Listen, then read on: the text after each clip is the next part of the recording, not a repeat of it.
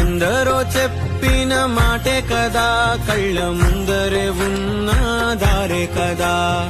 తొందరే ముందన్న తీరొద్దిక, కష్టపడ్డోడికే దైవం తోడుండదా.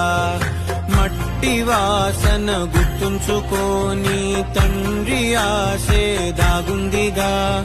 చిక్కి చితికిన విత్తనంలో ఓ వంశ వృక్షమే దాగుందిగా. తరతరాల